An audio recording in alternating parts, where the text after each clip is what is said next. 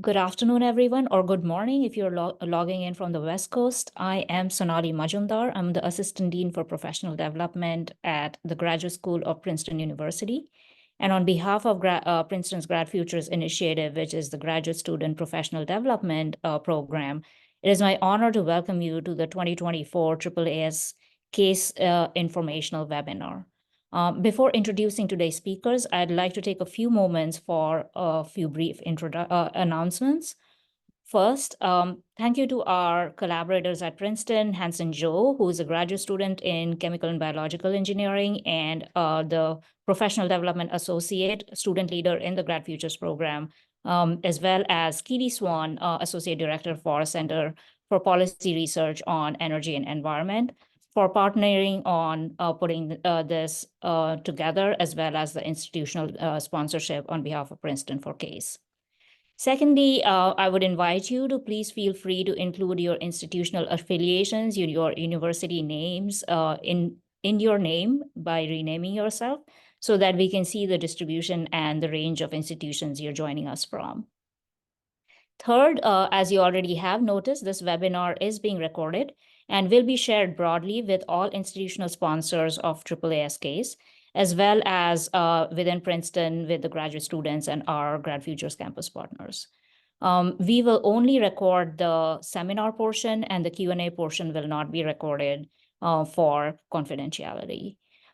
Speaking of Q&A, please keep posting your questions throughout the course of today's webinar using the Q&A button at the bottom, and we will address them after the structured portion of today's webinar. With that, I am pleased to introduce today's panelists, Gwendolyn Bogard, Sean Gallagher, and Alessandra Zimmermann from AAAS. Gwendolyn Bogard is the Government Relations Associate at AAAS and oversees the CASE workshop. She serves as editor of the Policy Alert newsletter, co-chairs the Golden Goose Award, and manages communications for the Office of Government Relations. Gwendolyn has a background in chemistry, theater, and science communication. Our second panelist today is Sean Gallagher. He is the Deputy Director of Federal Affairs at AAAS. Sean handles a wide range of policy issues and focuses on encouraging scientists to demonstrate their value to their peers, the media, and policymakers. He serves as a liaison to Congress and the executive branch, and prior to joining AAAS, Sean spent over 7 years on the Capitol Hill as legislative aide to 5 members of Congress. Alessandra Zimmermann is R&D Budget and Policy Program Associate at AAAS. Alessandra oversees the AAAS R&D Budget and Policy Program, where she collects information on federal science spending, both current as well as past. She has a PhD in biochemistry and is a CASE workshop alum as well. Thank you, Gwendolyn, Sean, and Alessandra for joining us today and sharing about AAAS CASE and science policy more broadly. Gwendolyn, I'll let you take over from here. Fantastic. Thank you so much, Sonali. We really appreciate being here. And basically what we're going to do today is give an overview of what the CASE workshop is, what you can gain from it, what tools you can take from it, and sort of the logistical information that you may need if you want to attend in the future. I want to first start off by giving a really big thank you to the folks, our colleagues at the Grad Futures Initiative at Princeton. They were the ones who approached us with the idea of doing an informational session, and we really jumped on it. It's so exciting to work with folks on things like this. So I'll get right into it. First, I'll kind of break down what the CASE workshop is. CASE stands for Catalyzing Advocacy in Science and Engineering, and it's a big part of what we do at the Office of Government Relations at AAAS. I'll zoom out for a second. AAAS is the world's largest multidisciplinary scientific society. We publish the Science family of journals, and fun fact, we have individual members in more than 91 countries around the globe. So very international. We work with a lot of different people in a lot of different scientific disciplines. we see our role at the Office of Government Relations, or OGR as we often refer to it, as being the bridge between the science and engineering community and the policymaking communities. And a few of our kind of fundamental goals as an office are to advocate for the really important component of funding in federal research and the use of science and policymaking. We serve as a resource on science policy and research budgets. We connect scientists to the policymaking process, both at the national and state level, and we build new champions for science through education and engagement. And those last two facets are kind of where CASE comes in, the idea of connecting scientists and building new champions and advocates. So I'm going to start broad. The whole idea behind CASE is to encourage more civic engagement, participation for scientists and engineers, and facilitate pathways from these STEM as STEM students into science policy careers. What we really want is to give STEM students, graduate and undergraduate students, a foundation of how the government works, how you can engage in policymaking as a scientist, and what opportunities are even available for folks interested in a career in science policy. And that's super broad. So I'll start with a breakdown of what the workshop covers, and then we'll get into what students often do post-CASE, what you can gain from the workshop, what opportunities engagement-wise there are for scientists. So as you can see here, it's a 4-day workshop in Washington, D.C. We have students fly in, generally in the spring, and we aim at graduate and undergraduate STEM students. We focus just on the federal level of the government. There's so much to learn about the state, regional, local level, but we don't get far into that because that tends to be not as much what we cover specifically in our office. AAAS does have other offices like the local science engagement network and other initiatives that focus more on that state and local level. But for the purposes of this workshop, and because we only have a few days, we focus on the federal level. So as a breakdown content-wise, Sunday is a fly-in day. We do a kickoff presentation in the evening. You get to network with your fellow students. Last year, we had about 150 students attend. So there are tons of opportunities for you to talk to folks from a wide array of disciplines and backgrounds and interests in what they might be interested in science policy or potential areas of careers to pursue. So it's a really great opportunity to find out what you don't know that you don't know, which is something that is big in science policy. So many people, including myself, when we're searching for a career that balances engagement in our communities and the scientific side of things, we're trying to build an infrastructure for folks to find a pathway into a career. But at this point, there's still a little bit of nebulousness. And so opportunities like this, networking with folks who are in the same position as you and learning along you as you are, sharing that information is so important. So networking is a big part of what we do at CASE. And then Monday and Tuesday, that's where we get into kind of nitty-gritty panels, presentations. We talk content. So content-wise, what we cover is a history and landscape of the federal science policy and advocacy field. We talk about the structure of government, the federal budget process. We have panels featuring congressional and federal agency staffers. So for example, we'll have a couple folks from like the House Science Committee, the National Institutes of Health, the White House Office of Science and Technology Policy. They come in and talk about, often they have scientific backgrounds, so they'll come in and talk about their path into science policy and what they do, and give you a little bit of an idea of both how the agencies and legislative branch works and what it's like to reach there as someone looking to have a career in that area. And then kind of the second half of Tuesday, I'll call out, is a little bit more applied. We talk science advocacy. How do you apply the information, the content you learned in the first kind of bit of the first couple days into science communication in the policy realm. What are some policy like tools in the policy realm that you can use? We bring in experts, and we have folks on staff who are experts, doing things every day. We're going to talk to Alessandra and Sean, my colleagues, later, and they'll talk a little bit about how they fit into the picture. And then Wednesday is the exciting day. You get every sponsoring institution that flies students in has the option to schedule Capitol Hill visits, so meeting with a congressional staffer. And this is where you get to put it all into practice. It's the final day. Your sponsor has set up meetings with your representatives and senators' offices. You physically go to Capitol Hill, meet with your legislators, and advocate for issues that you care about. So that's like increasing science funding, other science issues. You can kind of see with in this slide, these are all folks from last year. People talked about a wide range of issues, from energy or like social media and general science funding. So that's where you kind of put your own twist on it and figure out how to use the skills that you were learning earlier. So the next little bit, I'll give a little bit of the history of CASE and where we're at now, and and then after that, where folks who have attended the CASE workshop have ended up and what they've done with the information they've learned.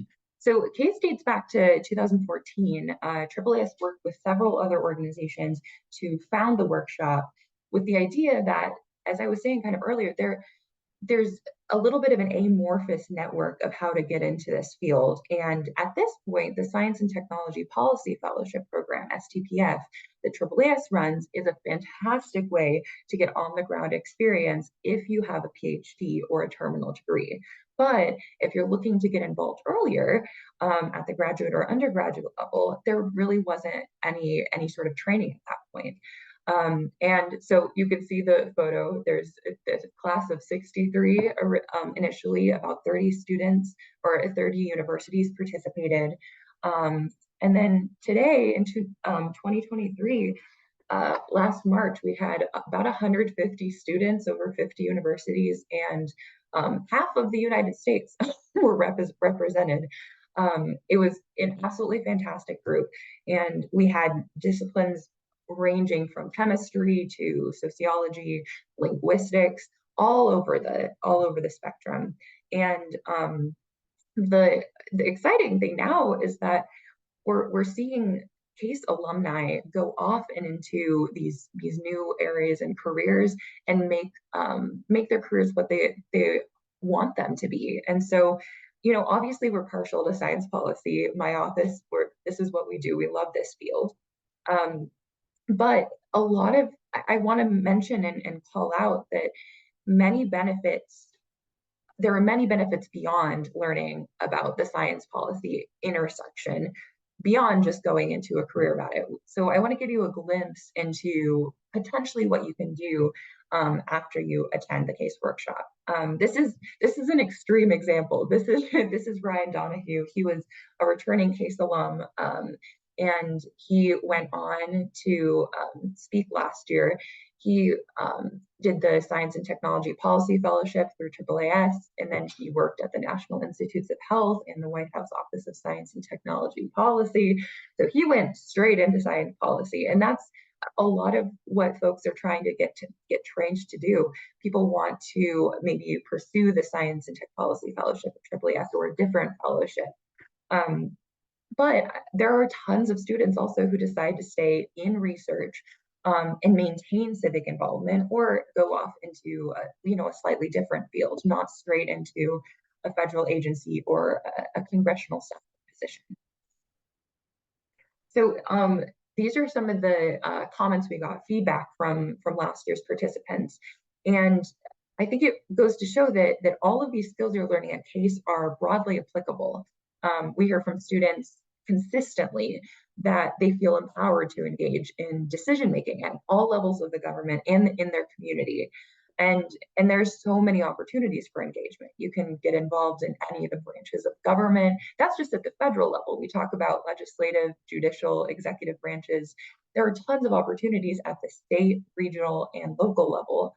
And for widely varying amounts of time to be committed. So, for example, if you decide, I don't want to go fully and work for the government in a science policy capacity or work for like a nonprofit in an advocacy capacity, if you're still a researcher, you can submit public comments as a subject matter expert when there's like a regulation being created at a federal or a state agency. You can give feedback that will be incorporated into future policy. And even if you decide afterward, like, I want nothing to do with science policy, it is not the area for me. If you're a researcher, you're going to be writing grants for research funding. The National Science Foundation, for example, requires a portion on a grant application about the broader impacts of the work you're doing, and that can include community engagement. So there are so many ways and broadly applicable lessons to be learned by participating in a workshop like this. And I won't get too much further into it because my colleague Erin Heath, who will be joining us for the Q&A portion, she has a whole presentation at CASE about how you can engage at many different levels and in many different ways. So all of this is to say, as scientists and engineers today, I think our work is inextricably linked with society. It always has been, but now in particular. And I think it's so useful to learn about these decision-making systems that we have in place and how to advocate for your community and issues that you are passionate about. So I'm going to wrap up and go over exactly how to attend the workshop. This is kind of logistics information. And one of the most important components, and sometimes confusing, is that you must obtain sponsorship. So what does that mean? Essentially, we have a list of registered sponsors. They re-register every year and tell us we want to sponsor up to 4, so X number of students. And they can be universities, they can be professional societies. We, AAAS, sponsor 4 students every year.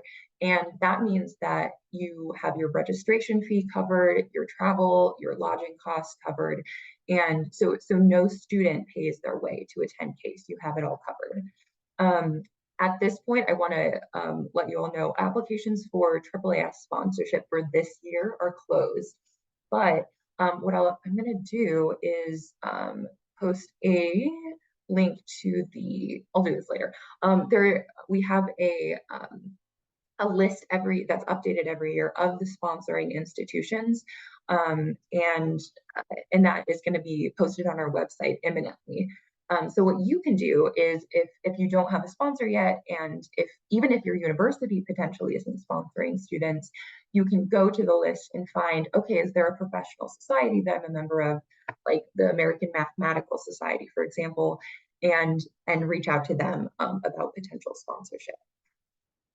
And then I'll talk a little bit about the timeline. So for this year, what we're in the middle of right now is sponsors have registered with us. We have that list and have told us how many students they want to sponsor. And they can each sponsor up to 4 students. We're in the midst of getting hotel reservations for folks. People are maybe potentially starting to travel, plan like travel. Down the line, it'll be scheduling Hill visits with congressional staffers. And then about a month out in March, we'll send a list of preparation resources to students that are attending CASE once we have those names. And smack dab in the middle of that, the deadline for institutions to send us the actual names of students who have been selected to attend, that's the end of February. So you have about a month of wiggle room if you're still looking to find a sponsor. And then April, we'll have the actual workshop. And then if you're looking at years in the future to attend, our kind of timeline for that is in December. That's when we start sending out, we open registration for sponsoring institutions. We send out the call for that. We open applications for AAAS sponsorship to CASE. And then in mid-January, both of those tend to be due. And then generally we'll have the workshop in March or April, depending. It's pretty heavily dependent on the congressional calendar. Great, and then I'll wrap up. This is how to get in contact with us.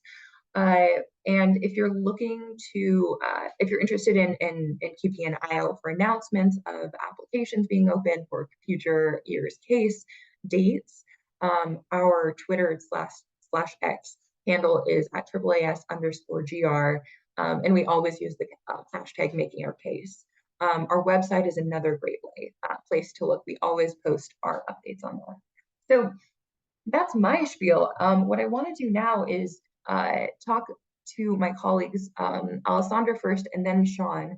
Alessandra is, she's running our R&D, so research and development, budget and policy program. So she's the one producing, like scanning legislation, looking at appropriations, and coming up with the numbers of like how much research funding there is available. And she also happens to be a CASE alum. So I wanted to ask her to speak a little bit about what her experience was at CASE and how it potentially informed her career trajectory, which now is at AAAS. So Alessandra, let me hand it over to you. Yeah, sure. Thank you. So I was in grad school when I attended the CASE workshop. I was kind of coming to the realization that I liked research abstractly.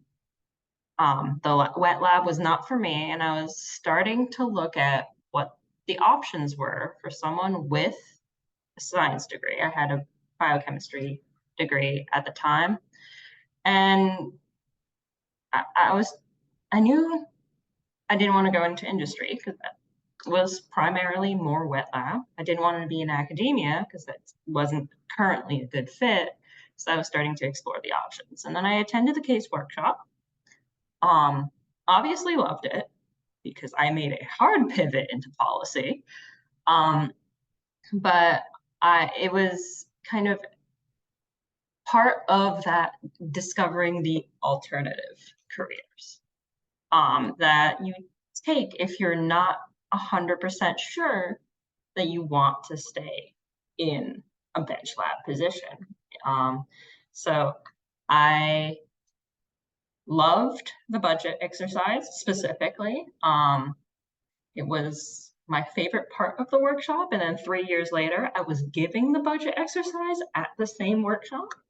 Hopefully you guys will not take the exact same career path as me because I do want to keep my job. But it kind of gave me a glimpse into what could be that I had not known about before. And I happened to be taking my PhD in the DC area, so I was able to keep up with a lot of policy and advocacy afterwards. I attended Hill Days after the CASE workshop as well, testified in my state senate. So the CASE workshop was kind of a instigating factor to that let me dabble in a bunch of different policy areas before finding my niche again. Thank you so much. Yeah, it's so exciting to talk to folks who've been through it and have continued on. Wonderful. So now I'm going to turn to my colleague, Sean. And Sean has a long background with working on congressional matters. He worked on the Hill. And right now he works a lot. He is our connection to the Hill. He does meetings with congressional staffers. And I wanted him to talk a little bit about how important it is for scientists and engineers and technical folks to get involved and engage in policy and advocacy and kind of what on the other side, how does it benefit the government and the policymaking process for folks working on the Hill? How does it benefit them when there are more scientists involved? I appreciate it. Thank you, Gwendolyn. So first to say, actually, I had the pleasure and the privilege of working for the congressional district that represented Princeton for the member of Congress that preceded Congresswoman Bonnie Watson-Coleman. So I'm pretty familiar with Princeton and all of its different departments and research and endeavors and all of that. And I'll start that as the example of why it's important to try and get in essence trained for things like communicating your science to policymakers and those who are in charge of, as we say, the budget strings, the purse strings. So I used to take both students, I used to meet with a lot of students, but also the researchers at Princeton and others in their various departments. And sometimes I would meet with folks from Princeton who would come in who were not that prepared, but were very excited about their research, who wanted to tell me all about it. but didn't necessarily have a plan about how to communicate it and how to make it intersect with what I was doing as a congressional staffer. And by way of background, I do not have a science background. I have a bachelor's in political science and then a master's in policy.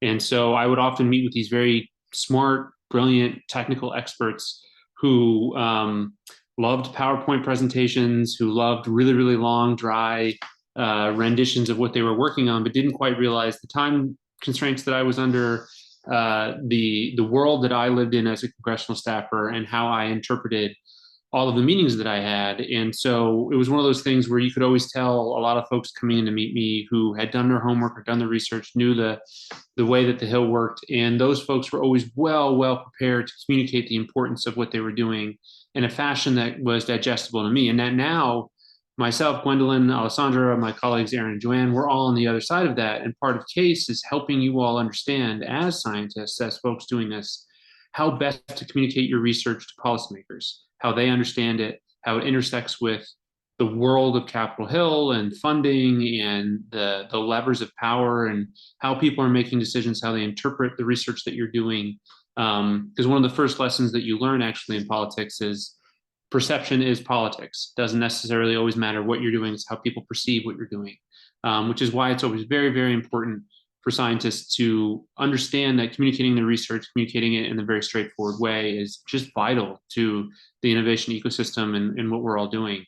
So that's one example I always like giving, is that I did meet with scientists in the past who were ill prepared, and now we try and make folks that we meet with every day, especially through programs like CASE, to get folks well prepared to communicate their research. And one of the things I usually list as an example is, as a staffer and then members of Congress, our government truly is representative. You meet with everybody under the sun, from everybody from environmental groups to defense contractors to climate scientists to folks on transportation and judiciary issues to tax issues, financial services, veterans, everything that you can imagine. There is someone in government doing it, and also an interest group lobbying for it. And so as a staffer, you kind of learn that you're drinking from a fire hose when you first get there to try and learn all these issues. And to use a rather Machiavellian phrase, people always say that if you're not at the table, you're on the menu. And the reason that they say that is government, as you guys can all probably understand, is woefully understaffed, and they just don't have time to really understand all of the things that are coming at them. And so what happens is they tend to reach for or be influenced by all those folks that are meeting them, that are cajoling them and trying to get them to do their bidding. And why it's always important, not to say that you need to be this, power lobbyist or anything like that. AAAS is a nonprofit, we don't lobby, but we do advocate, and we do make our presence known, and we try and communicate as honestly and forthrightly what is a priority for the scientific community, why it's important for Congress members and staff to pay attention to these issues, and to be a resource. So if you show up and you start communicating this, you not only communicate your research, but you begin to allow staff and government and policymakers to realize the importance of the work that you're doing, not just yourself, but your enterprise, your institutions, all of those things. And this is a never-ending process. And what I mean by that is Congress, the House of Representatives, turns over every 2 years. And so there is always new members of Congress that haven't met scientists yet, that haven't learned about your particular research, that have just arrived. And they are meeting with new people every single day. And so they'll be there, and then same thing goes for those that have been there for a very long time. They'll leave eventually, but even when they're there, they need to be renewed about why things are important, or maybe get an update on the research that's going on. I always knew that. I asked the folks at Princeton, you guys have lovely government relations folks that are there, to constantly communicate to me what was going on, what were the research priorities of the university, what is some of the groundbreaking stuff that I could use to defend why taxpayer dollars were worthwhile going towards this type of research. And to give, and one of the main things we communicate, especially in the CASE workshop, is the power of telling stories. You're always trying to weave the research that scientists are doing into a compelling narrative, because that's how we all communicate, right? No one just spits data at each other. typically what we're doing is we're using data, but as a way of telling a story about why things are important, why it's impactful, why people should care ultimately. And CASE, the workshop that we run, is all about that, trying to allow you guys to get the tools and resources to fit the research that you're doing into a narrative that makes it compelling and kind of, in essence, causes the staff to pay attention and members of Congress to understand the importance, and then to also relate it to the world that they live in. So those are just two kind of examples of some of the things that we try and communicate there, why it's important, why it's vital, that the work never ends, and these things will serve you well through the rest of your careers. Even if you don't land a career in science policy, it's one of those things where communicating your work, right, to your family, to your friends, to folks outside of the scientific community is going to be integral to your success, regardless if you stay in a lab, regardless if you stay in academia. It'll be something that it'll be a tool in your toolkit that you'll use, in perpetuity. So that's just kind of two small snippets. Always happy to answer more questions of you guys about kind of how science policy works and the intricacies of how things are going. On the Hill, it's a crazy place. It's changed a lot since I've been there, but it keeps us on our toes. But in general, I always say that scientists, even in this world now where there's a lack of trust in a lot of institutions, scientists are well regarded. On an individual level, you'll find that most Americans, when they're polled about their faith in science and scientists, is still very, very high. But it's still important for us to keep on making our case as a hashtag for the workshop, but also just, as the enterprise itself, that we can't sit on our laurels and kind of reap the benefits that scientists have done in years past. It takes constant renewal. But with that, I think that I'll turn it back over to Gwendolyn and happy to answer any questions that you guys have.